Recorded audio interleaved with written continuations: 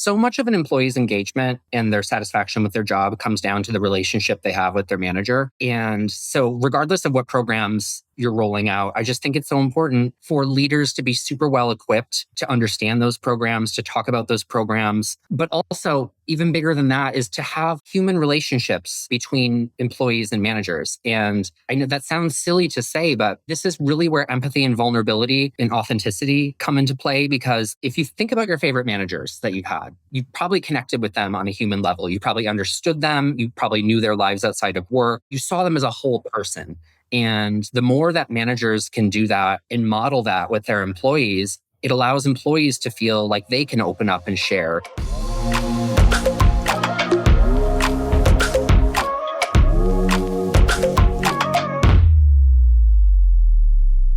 Hi, everyone, and welcome to this next episode of the Freedom of Work podcast. So today we're going to be discussing all things human in human resources. So I am joined by David today. So yeah, if you'd like to jump in, tell the listeners and watchers a little bit about yourself and who you are and maybe what we'll be exploring today. Yeah, thanks, Leah. My name is David, and I am a global HR leader, as well as an employee coach, as well as a nonprofit board member.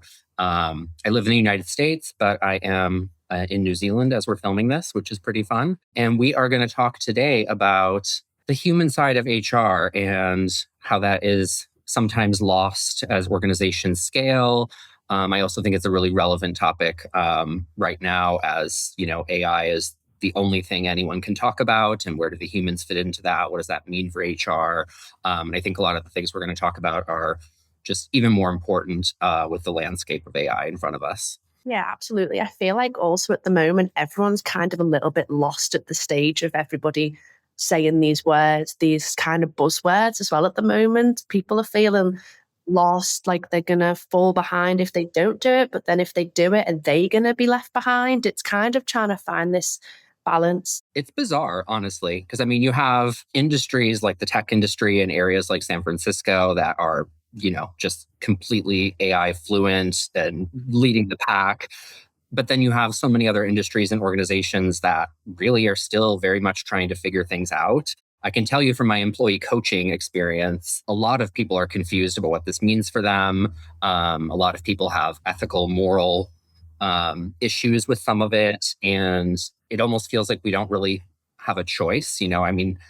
As an employee coach, I feel obligated to tell employees that if you care about your career, you really don't have a choice other than to get on the AI train, because you will get left behind. And so how can you do that while still, maintaining your values?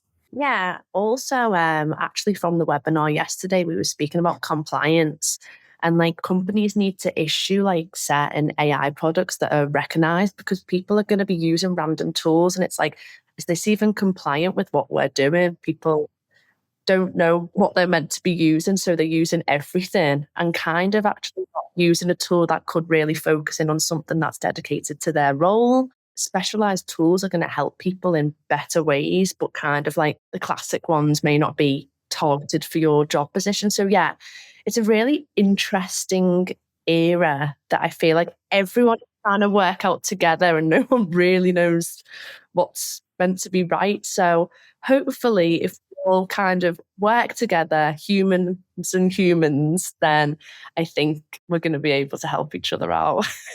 Yeah. And I think, honestly, I think the things that make us human are going to become even more important in the world of AI. And so I think it's interesting because it's like we're leaning into this technology world. And so what does that mean for humans? I think the need for humans to connect and the things that make us human that AI will never be able to do are going to become even more important. Definitely. And I think that's a nice way to sort of go into this podcast, is definitely the human side, what we want to be highlighting here, which is a really nice element. So yeah, as we were speaking about then, as we are scaling, every company is hoping to scale on some sort of scale. And from your experience then, how does scaling perhaps put this human element at risk in the HR process? When organizations are scaling, they tend to be in the startup or growth phase. Everything is about shipping products, shipping services, finding your customer fit. I don't want to say there's not really time to consider the humans involved, but that's kind of how it is. I mean, organizations are going through rapid growth. They don't really have time to pause and reflect and, do the due diligence that they might want to do because they're up against these, crazy investor demands. It creates this interesting problem where, especially if you're trying to scale globally, often you get it wrong outside the home country, and you just kind of have to patch things together and then go back and fix them when you are not in hyperscaling mode. And I'm not saying there's an easy solution to that. I just wish there were moments of pause. I think if organizations, if leaders could build in more moments of pause to really understand the employee, the human impacts, the potential downsides before rolling something out, I think it could go a really long way. And also, like, with that, also maybe another idea is taking employees on the ride with you. So soliciting input if you're working on a big rollout. And you can't do that with everything, but the more you can solicit input, even if you don't take all of the input, the fact that you're listening to employees, you're sharing the journey with them, that helps them feel way more bought into whatever it is that you're trying to roll out. Yeah, creating kind of like a transparent roadmap, something like this can really go a long way, especially in startups, because I think employees need the buy-in from the company as well as themselves, because they might feel a little bit on edge if they're constantly scaling, things are failing. They might think, oh, this product's failing. Does this mean that I'm going to lose my job? And I feel like if the roadmap of maybe product launches, of Q1 to Q4, even if they can put as much detail in there and people can see what's happening, each department is going to be able to pull their weight as well. I think there's really, really simple ways, and I'll probably mention this several times throughout our conversation today, but it doesn't even need to be formal things. Like, you can have like really, really informal listening circles or employee roundtables where you're just candidly talking about what's on the horizon, getting people's concerns and questions. That doesn't have to be a big investment of time or resources. And it's such a simple way to just stay grounded with your employees throughout that journey. Yeah, having the leadership kind of open to questions. Maybe if you did that, even if it was once a quarter, and just have like a quick fire, and they could just sit there on Google Meets and just be like, these are the topics we're going to be talking about. Everybody quick fire some questions. But sometimes I think people don't actually know what they're meant to ask. And it's like, I want to ask a question because I want to be involved, but I don't actually know what to ask because I don't know much about it. So again, it's trying to find that balance because people want to feel involved. And I think it's amazing when you ask a question and they say, oh, great question. And because you feel like, yeah, that was a good question. But sometimes it's trying to find the right questions to ask. And it's how do you find that balance of being an employee, asking the right questions, making sure you're involved enough, but also monitoring what's being said as well. I'm much older than you, but when I took business classes in college 20 years ago, there's like a famous concept of like an old school concept of management by walking around, which when I learned about it in school, I thought was so silly. I'm like, what do you mean? There's a whole business concept that managers walk around and see what their employees are doing, or senior leaders. Okay, yeah. But I think it ties back to what we were just talking about, because I'm a huge believer in leaders being connected to the employees, even if you're in the C-suite. Like, I think you can't forget the lower levels of employees in the organization. You have to understand all the layers of the organization. And I know from my experience, I've seen far too many senior leaders get into these elite positions. And granted, they're very, very busy, but they just kind of lose sight of the employees that might be 5 levels below them. And then I think that causes leaders to get a little detached from reality. I mean, I think the same thing happens in like politics and with policing. Like, the more we're in touch with the communities, the populations we're serving, the better we understand, the more we can have empathy for what they're going through. Yeah, and the more people are bought in as well, because in those every instance you've just mentioned, if they're feeling like they're respected, like, then they are more bought in as well. And I think, yeah, I really like this kind of walk around thing because it could be quite cool having like, what if for however many departments, however many teams, what if the CEO actually, or the founder, sat in your team for a day or a week and just understood everybody's processes, worked like on a Google Meet with someone for the day, or been like, okay, so what are you going to do today? Okay, I'll try and do that too, or I'll think of some ideas. And it would be quite like a fun little way to understand the business. And they could go away from that, realize, oh, that team is completely like over projected. They need more people there. But beforehand, they might have realized that, not even thought of that team to need any more help. I mean, oftentimes, even the way offices are structured is like executives are often this like wing or like top floor. And I think like even just building in small ways to make sure you're walking through different parts of the building, that you're, maybe you're having lunch in the common cafeteria with regular employees. At my last organization, that was something I really liked, was you might see the CFO or the general counsel like having lunch with like first year out of college analysts. And I think that's really cool. And it's also really simple and it's enjoyable because humans, it's human nature to connect. Yeah, absolutely. Yeah, definitely. And I think that all kind of pulls into when you are scaling that human connection, making sure you are kind of grounded and believing in what are your goals, what are your long-term successes, and then what does that look like as individuals as well as the whole team as well. So yeah, I really like kind of that holistic process from the founder's point of view, but as well as the individuals that are working there, because Yeah.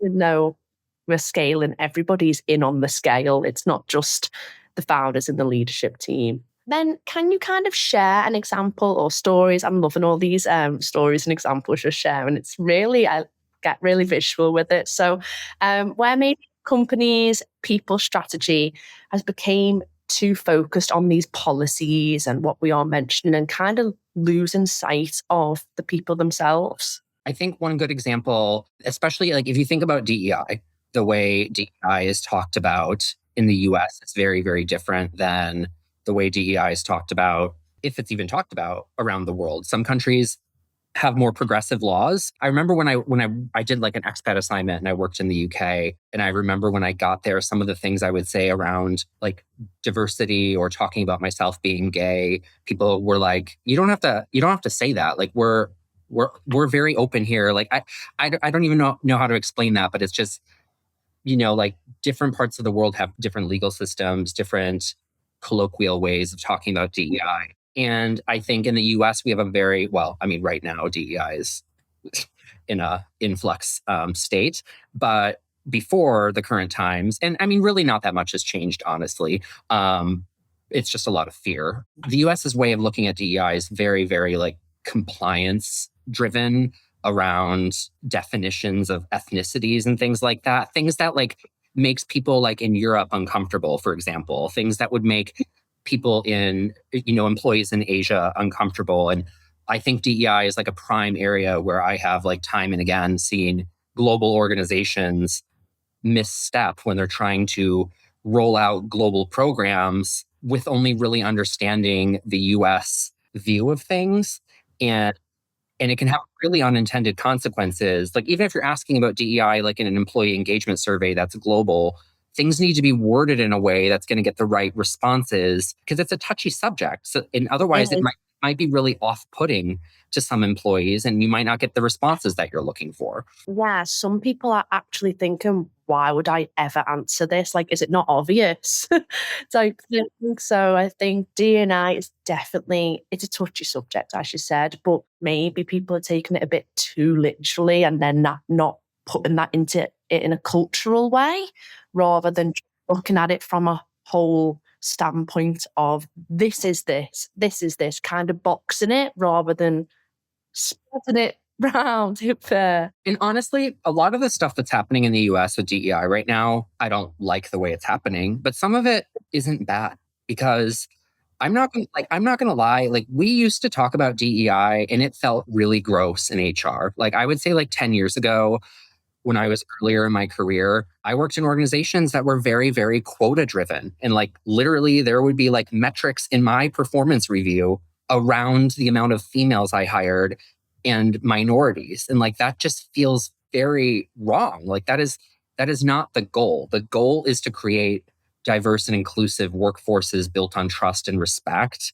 And I think a lot of the things we used to do in HR weren't always helpful and had unintended consequences. So again, I don't love the way things are happening in the US, but I think it's also forcing organizations to really relook at the way we talk about DEI and the way we foster these initiatives, and to really address the problems that we're trying to solve. Yeah, I wonder if as AI is coming into place, these initiatives are kind of taking the back burner. I wonder what that's going to look like in 2026. I think it's going to be really interesting. I think every policy kind of needs to put in place, as you said, and people are becoming too focused on certain policies. But when you lose sight of the people, like, as you mentioned, the people who are being hired for these in diverse kind of roles. But it'd be really interesting to see in 2026 on how it evolves with AI coming into place. And is the initiative then going to be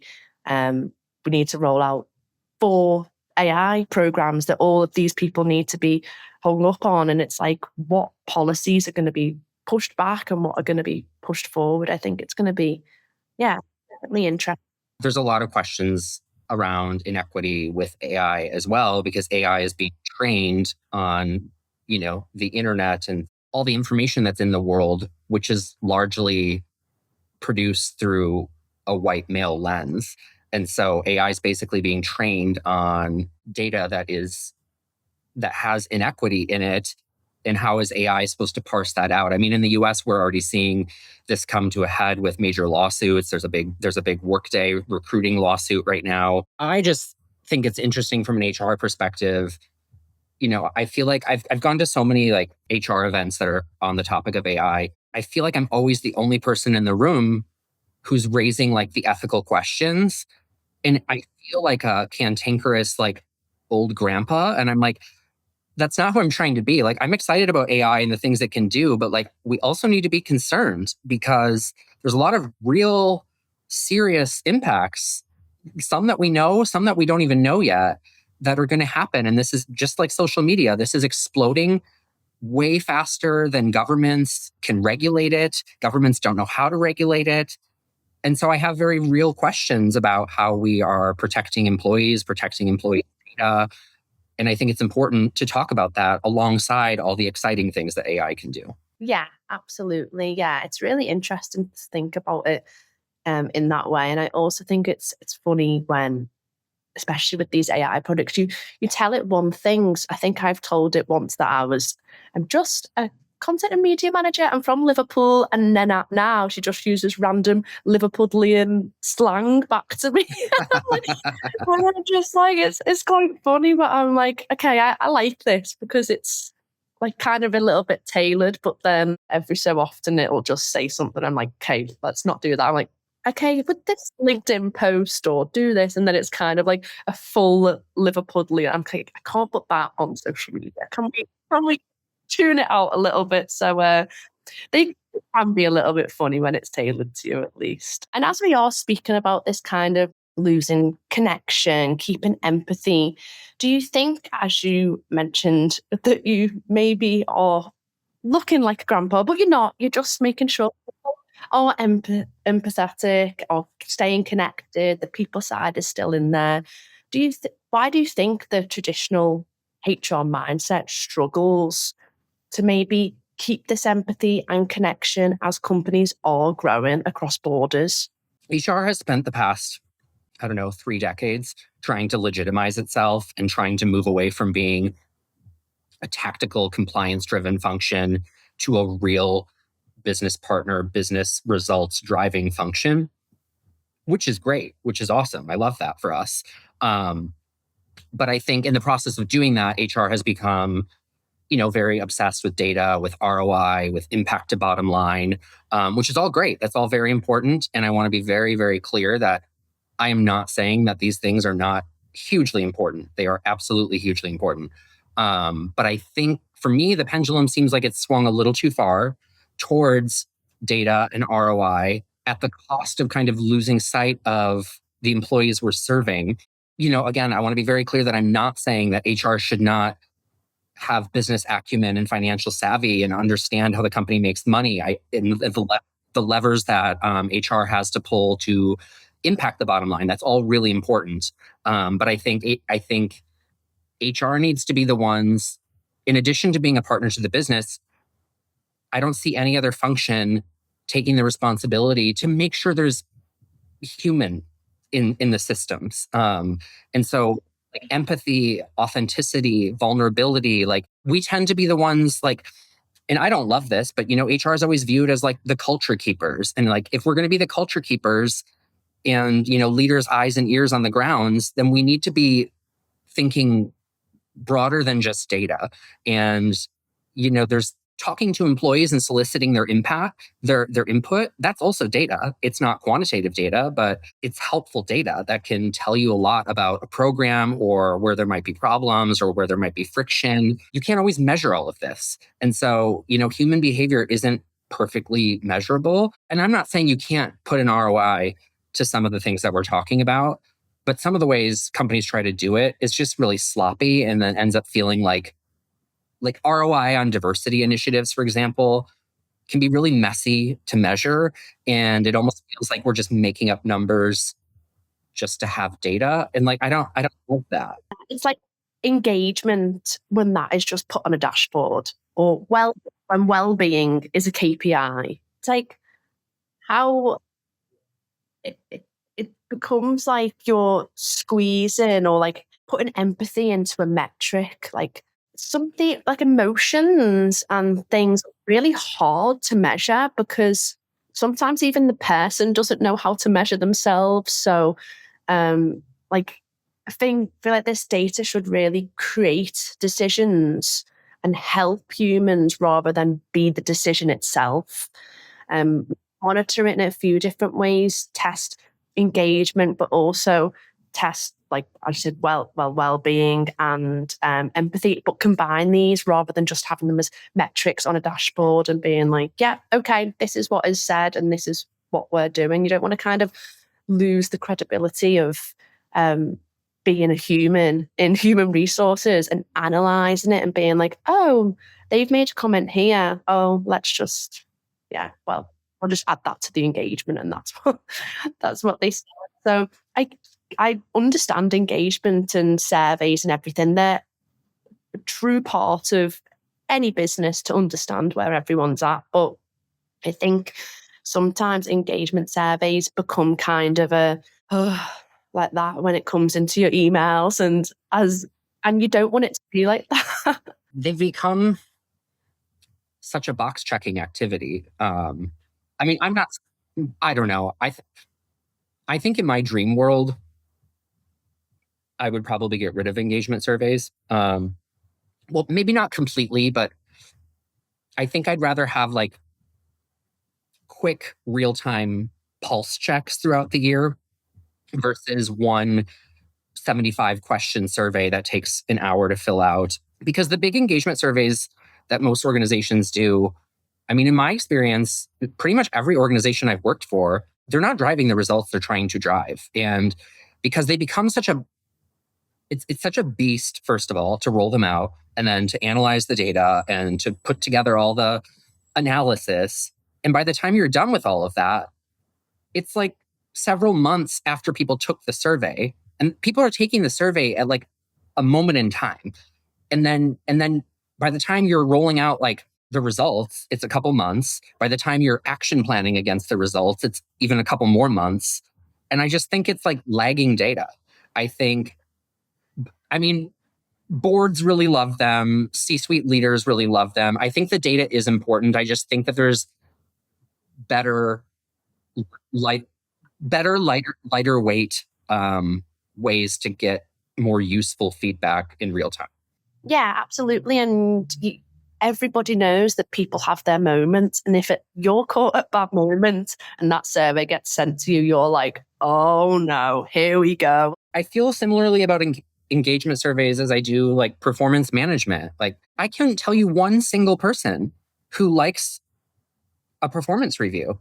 No one likes it. Employees hate it. Managers hate it. HR certainly doesn't like it. Like and there's a lot of companies that are moving away from like the traditional, ranks, forced ranking, bell curve type performance management, but there's still a huge percentage of organizations that do that. And I just think it's time, and especially with like AI now, it's a perfect time to be re-looking at a lot of the big programs that HR typically has ownership for. Yeah, absolutely. And especially if you are a global team, that can reflect differently to each person that's answering that survey or each person that's striving for a new career path, because that actually looks different in every single country as well. It might not specifically translate as well. Some of the survey questions may feel abrupt or may feel a bit, you don't know how that's serving in each person's language, perhaps, if you've kind of directly translated that. And it's understanding that from a global perspective as well is. That's a huge time consuming step in the engagement survey process that I failed to point out is the translating the engagement survey into all the languages for all your employees around the world. That also takes a lot of time. And so it's just this huge amount of effort that takes months. And then if you ask most employees, ask literally any employee in any organization if they trust the engagement data that their employers share with them, most employees don't trust it. A lot of employees are afraid to answer truthfully because they know that some of the engagement data is tied to compensation. And yeah, again, I just think there's better ways. And I think this ties back to some of the earlier stuff we were talking about, like management by walking around. Like, I think you can get some of the similar useful data by having different touch point feedback mechanisms throughout the year. Yeah, absolutely. And as we sort of speak about going to this global architecture from kind of maybe a HR policy to a global people architecture, how can companies keep empathy at the heart of all of this? I think honestly, this might sound cheesy, but I think simply like building in some moments of reflection and pause throughout program evaluation and rollout. Like, I think, building in those moments to really ask, what are we trying to accomplish? What are the downstream impacts? Who is this serving? Are there better ways to do this? And then really putting yourself in the employee's shoes and trying to really feel what it's going to be like to receive whatever program or initiative they're rolling out. If we built in these intentional moments of pause more often, I think we could avoid a lot of mistakes. Yeah, absolutely. Kind of just being in the mix of it all, finding out what they're going through. And I think, yeah, definitely. But I also realize that's a tough pill to swallow. Like, if you're a startup and you have these massive goals and you're exploding, you're hiring hundreds of people a week, and I come and tell you you need to pause and reflect, like, you're going to tell me to screw off. Like, I get it. Yeah, no, definitely. I feel like that's so true, isn't it? But also, maybe, as a startup, bringing in someone maybe a bit more senior or someone with more experience so that you can have a moment to pause. But I think the reality of pausing is sometimes trickier than pausing itself. And that's why I think HR should be the ones to kind of own these pauses, to like make sure we're building in these checks, to make sure we're having these like empathy reality checks throughout program evaluation and implementation. Yeah, definitely. And as we sort of speak about making people feel, well, the empathy, making people feel valued and respected worldwide, I think that's kind of, as we lead into our next section, kind of about compensation, mobility, rewards, more than just these logistics, we've kind of been mentioning and touching on. Why do these compensation, mobility, rewards, why do they matter so much in a global scale and beyond just these kind of legal and financial concerns? Yeah, I mean, I think the perfect way to talk about this is really Maslow's hierarchy of needs. I mean, if employees aren't, if your basic physiological and safety needs, which come from compensation, really, I mean, being able to provide yourself food and shelter and exercise, like all of those things come at a cost. So it's all tied to compensation. If those two bottom levels of the pyramid aren't there, then anything else you do really doesn't matter. Like, you could have amazing leaders and like arcades and all the free lunches you want, but if employees can't pay their rent and they're struggling to get by because you don't have the right reward programs and compensation schemes in place, none of that's going to matter. Yeah, it's suitable for the leaders and suitable for the people that have the compensation because they're like, woo, free lunch or arcades and stuff. But as an example, but yeah, I honestly because I did criminology and psychology and psychology at school, and I completely kind of forgot about this hierarchy. So thanks for bringing this back up. I think it really brings it back to home about these basic needs, absolutely. And if people are going into these free lunches and kind of taking some stuff home because they can't afford their food shop, it's kind of like, okay, what is happening here? And on a previous podcast, I think they'd mentioned in their company, they kind of give sections of things what people would prefer. So, would you like this salary or this salary? If you have the higher salary, you maybe have like these lower benefits, but it was like kind of health benefits, or it was like not a gym membership, something, something, something. Or would you prefer to have this lower salary, but then you get really good health insurance, you get like worldwide travel, you get gym membership, and kind of looking at what people value themselves and giving them like a tick box option, saying, oh, he's like, actually, no, I'd probably prefer a bit of a lower salary if I get my gym membership, if I get my travel, because I really value like the gym and my well-being, and I kind of, but haven't given them the option to look at that and given it on kind of like a sliding scale of maybe what they find beneficial for themselves. There's also some organizations that let you pick what percentage of your total comp is going to be in base salary and equity, like the mix. Obviously, equity has more risk and base salary is guaranteed. And that's another thing that, going back to our earlier conversation, that's compensation is another thing that's talked about differently in different cultures. That managers need to be aware of. And it's another area where HR needs to make sure leaders in different regions are trained with the nuance of how to talk about compensation in that particular area of the globe. Yeah, you wouldn't even, from like my point of view, even think of that. And it is such a thing, because even rewards and benefits are different in every single company. For example, think it's like something like Vietnam, they really want like petrol or diesel as a thing, like subsidized, something like that to get to work. But that would not even be something that would probably cross somebody's mind in another country, in say the Netherlands, when everybody's cycling to work for. So like different benefits are going to be more beneficial for the individuals in that country. So from a benefits, a rewards and a compensation standpoint, it's going to be different in every country, realistically. Yeah. I mean, I remember one thing I learned in my last organization was how differently like Europeans look at total comp versus like the US. In the US, people love equity because of the potential long-term value you can have. In Europe, I'm not saying people don't. Of course, like if you give a European equity, like they're going to be happy, but they're way more focused on base salary. And I think some of that's cultural and some of it's also because of different tax schemes. But it's important for managers to understand those nuances when they're having these conversations with their employees. Yeah, exactly. It's like if it gets to an end of year review and you think you're getting a salary boost, but instead just giving everybody a Netflix subscription, it's like, no, you can't just do that. Right.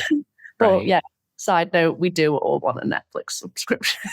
Okay, so as we speak about these, as we go global and all of these different elements that are impacting everybody in the business, how can companies ensure that these elements reinforce trust, appreciation, rather than, feeling like just kind of impersonal transactions? I really like the idea of having because in HR, and for a lot of good reasons, like we want consistency. We want there to be consistency with our policies and our programs so that people are treated similarly. People in similar jobs are treated similarly across the globe, and there's fairness and equity and all of that. I think all of those things I just mentioned are very important, but I really like the idea of having, like from a global standpoint, from an HR standpoint, having core and common practices. So meaning you're going to have core philosophies for how you approach different things like compensation, performance reviews, engagement, whatever. But then trust, well, depending on how big you are, if you're a large organization and you're big enough that you have HR leaders in different regions of the world, then obviously you should defer to those HR leaders who know the cultural nuances and allow them to kind of not completely change, but customize program rollouts so that they make the most sense for the employees in those regions. If you're smaller and you don't yet have HR in all the global regions, I mean, honestly, like AI can help with a lot of this. Like your attorneys can help you understand a lot of this. And so, um, I don't think there's really an excuse to not kind of build in that appreciation for nuance around the world. Yeah, and side plug, remote fast can help. Because we've got local partners, we know have local benefits packages. Yes, and as you guys know better than anyone, onboarding is very different in different parts of the world. Absolutely. So, little cheeky plug, why not? um, and then as we speak about these kind of new ways of working, being creative, how can we do things a little bit differently? So people are constantly engaged. I think engagement is a key thing in any business, and we know it from small to medium sized companies to enterprises. People need to be engaged because if they're not, then the work's not going to be as good. People are going to kind of, especially in remote organizations, people are going to be a little bit silent because they know they can be. If they're not as involved, it's because they're not engaged, they're not happy. And I really do think this can definitely show. So, with these kind of rewards, compensation, have you seen any creative ways that companies maybe use rewards or mobility programs to bring humanity back into the global people ops? This isn't going to directly answer your question because I struggle to think of like a specific example, but I would say like I don't want to sound like a broken record, but I just think so much of an employee's engagement and their satisfaction with their job comes down to the relationship they have with their manager.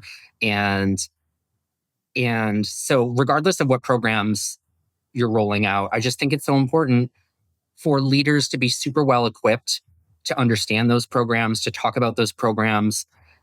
But also, even bigger than that is to have like human relationships with, between employees and managers. And I know that sounds silly to say, but I mean, this is really where empathy and vulnerability and authenticity come into play, because think about your favorite managers that you've had. Like you probably connected with them on a human level. You probably understood them. You probably knew their lives outside of work. You saw them as a whole person. And the more that managers can do that and model that with their employees, it allows employees to feel like they can open up and share. And it doesn't mean like oversharing and saying things that are inappropriate, but like we all spend most of our adult lives at work. And so we should be able to talk about the real things that are happening in life at work, especially right now. I mean, the state of the world is completely upside down, and employees are stressed about a million different things.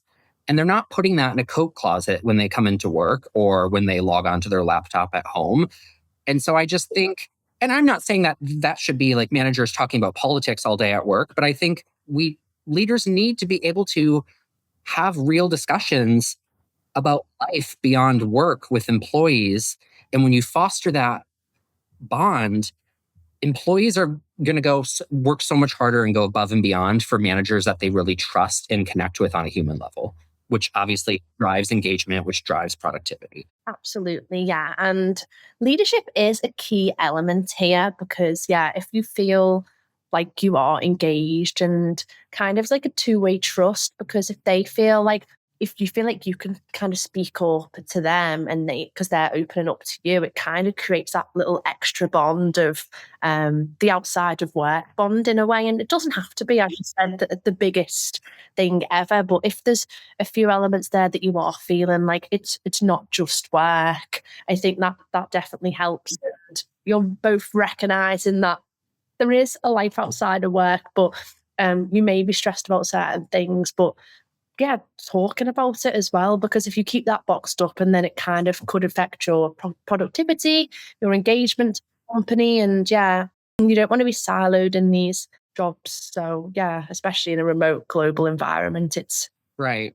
And I've had many leaders throughout my career, like ask me how to do this. And I put it back on them and say, like, what would you like to hear from your manager? Like on a human level, like what would motivate you? And it's sharing that stuff about your personal life, not oversharing. There's ways to do it, but like, for example, like if a leader, employees might wonder why their leader's acting differently, and it might be helpful for them to understand that that manager is going through a divorce and they have all this stuff going on. And if that manager opened up and shared that, it might help a lot of other people on the team who've gone through similar things or might go through similar things in the future feel really seen and feel like they have a safe space at work where they can talk about that and come to work even when they're going through these hard times. And again, it just fosters that trust, because trust is the foundation of every single thing that we've been talking about today. It could be actually cool and creative way to, if a company had this or somebody in their business that was kind of like on a certain day, it was like an open window and you could grab time in their calendar. Perhaps it's like the HR assistant, and it's just kind of like you just need to speak to somebody, but you don't know kind of who it is or who that looks like. And if there was kind of like an open window where you could block something out and it was just like anyone can chat to me window. I think I like that. And maybe if everybody had that, just kind of like a Thursday afternoon or something like that. And it's just like kind of like a time where there's no calls, nothing. It's just like a time where people just blocked in time to chat. I think that's quite a nice idea. Yeah. Look at me creating HR policy. Any mechanism that gets people to connect in a more human level, I am all for. Yeah, exactly. Definitely. And then, yeah, I think as we sort of go into this kind of final segment, we are speaking about leadership and practical strategies and embedding humanity into leadership and these distributed teams.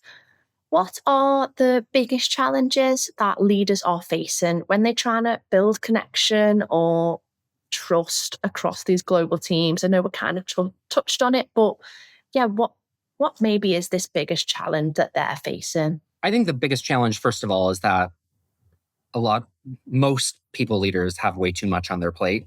Most people leaders have a full-time people leadership job and also a full-time individual contributor job. And there simply isn't enough time today. So like, I think that's a very real factor that we can't ignore. I also think that HR and leadership, not just HR, doesn't always do the best job of equipping managers with the right tools and resources to have some of these conversations. Like I've seen organizations roll out, like we talked about earlier, different DEI things, compensation things, where managers, the most effective training sometimes is like, you really need to see the behavior modeled, like have like role play exercises included in the training.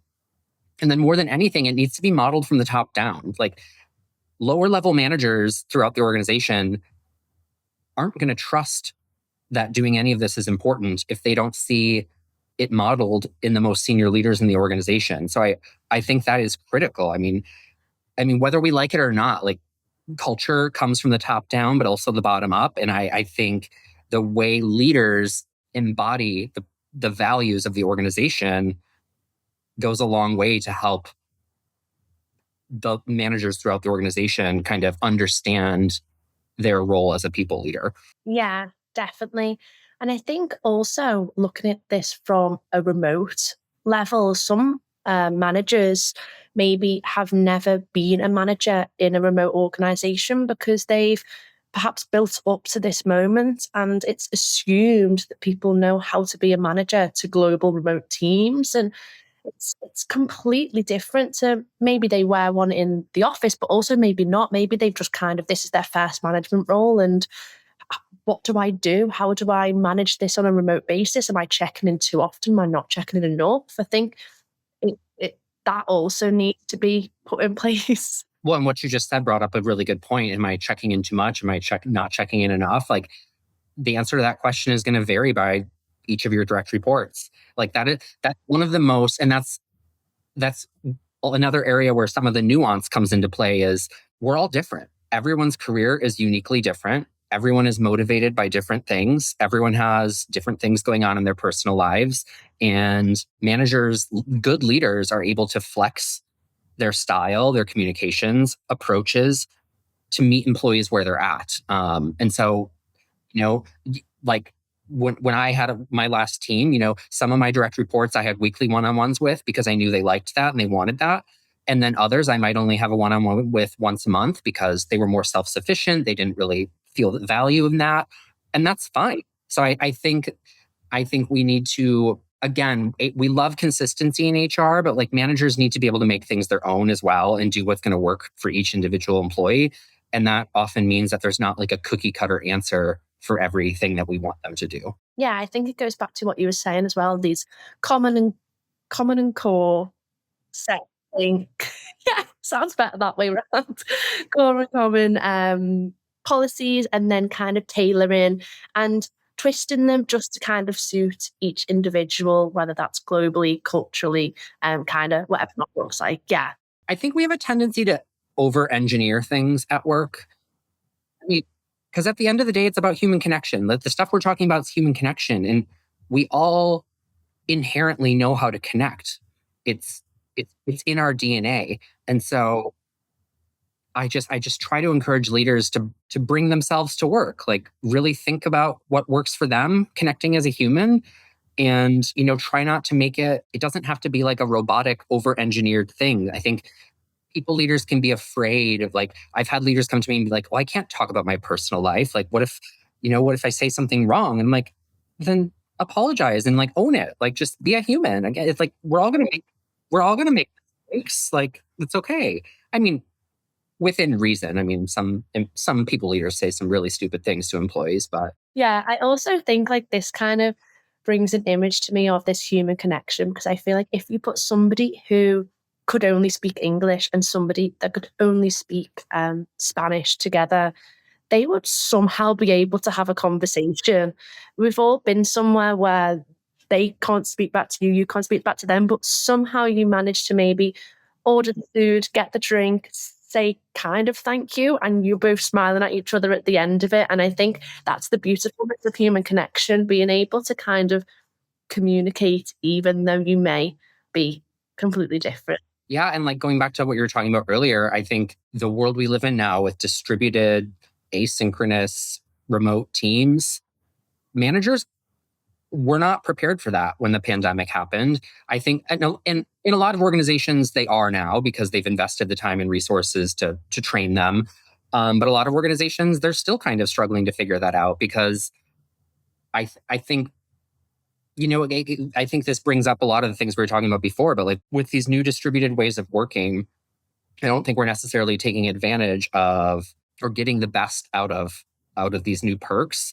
And by that, I mean, like, for an example, when we first went into the pandemic and everyone started living on Zoom, we like way over indexed on meetings and everyone was in meetings all day, every day. And people were almost like, God, I think I'd rather be back in the office than like on camera all day long for 10 hours a day. And I think we've backed away from that a little bit, but like, there's still too many meetings. There's still too many, like, I think, again, flexibility. Like if someone needs to not be on camera, that needs to be okay. Like I just, take advantage of the flexibility that we have. Trust people. Trust that people want to do a good job. Trust that people care about their jobs. There doesn't have to be anything different about having teams remote or distributed versus sitting next to your manager in person, And that's like the aim of every remote organization, surely, that we are the same as the in-office people, if not better. And it's just gotten so messed up because now, like, a lot of people who go into the office are then just in a conference room, especially in HR, because everything we talk about is sensitive, in a conference room all day long where it's like, well, I might as well just be at home because I'm not getting any of the benefits of being in the office. And then you have some people in the meeting in person together in a room, and then other people remote who are missing out on the side conversations and stuff happening in the room, which again comes down to like training. Like those people in the room need to understand that that's not appropriate to be having side conversations that other, so I think there's a lot of little things we need to be more aware of in this new world. And I think that goes down to belonging in a company, what that feels like to be there. And I guess how can leadership cultivate this sense of belonging and inclusion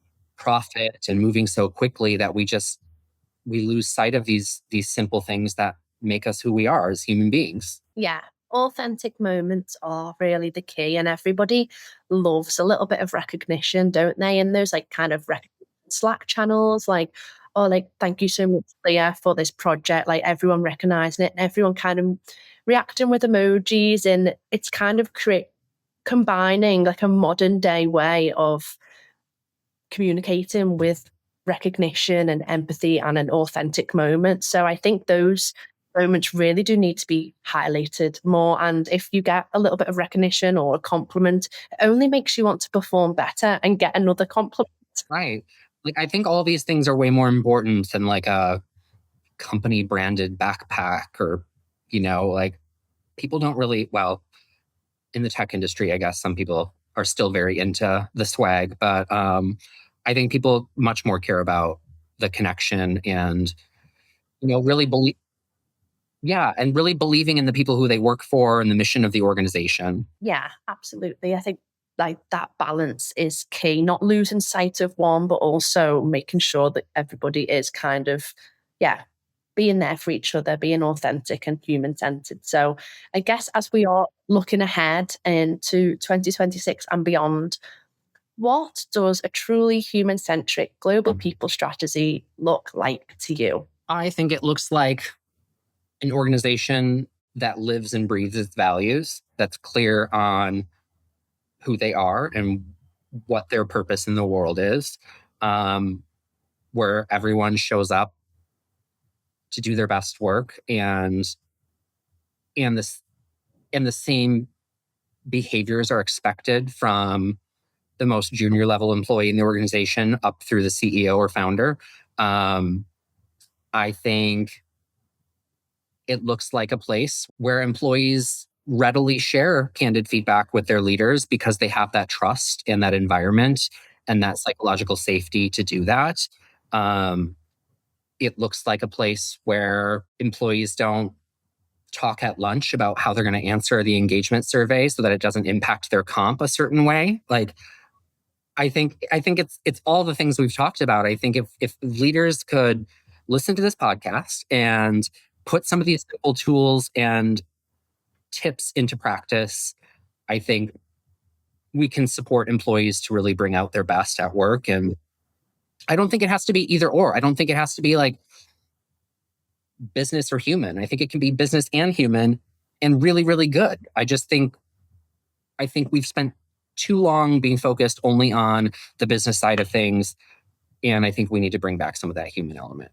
Absolutely. And I think that kind of perfectly rounds up exactly what we've been spoken about, from everything from being authentic, going back to that first section about scaling globally, putting the humans at the core of that, what that looks like from a global standpoint, reflecting people's cultures and that HR mindset, how it can kind of change from one policy to a global architecture. And then also this compensation, mobility, rewards, it's going to change from people to people, from country to country to culture to culture. It's a constantly evolving, it's not kind of a one size fits all package because tomorrow I might not need a gym membership because I've broken my leg, for example. So it's constantly evolving way of working for the HR people, but also the people involved. And I think I really like what you've mentioned about just taking a moment to pause. I know it seems like a tough thing, but I think if you can pause and reflect, I think it's going to be key to sort of seeing what is happening and just kind of monitoring, are we being human enough? So yeah, The pause is a great trick. It comes from my meditation work. The pause is applicable to everything in your personal life. If you're frustrated, if you're feeling like you want to scream at your partner, if you're doubting yourself, like pause and check in with your body. Ask yourself, check in, ask yourself what's going on, and just reflect. I think I don't think I know. I Technology and having cell phones are basically an extension of our bodies at this point. Like we're not spending enough time reflecting And that's something that I think is going to have big impacts on humankind in the long term. Yeah, absolutely, especially at a global scale. So, yeah, thank you so much for that, David. I can't believe it's been an hour. I felt like I could keep going for ages. Thank you so much for covering that. I feel like that was a really good topic and so key to 2026 and beyond, what we're speaking about with the influence of so much tech and tools and AI. People are really wanting to get that human element integrated into them. Thank you so much. And thank you for the listeners and watchers out there. I'll see you all soon. And thank you so much, David, for joining me.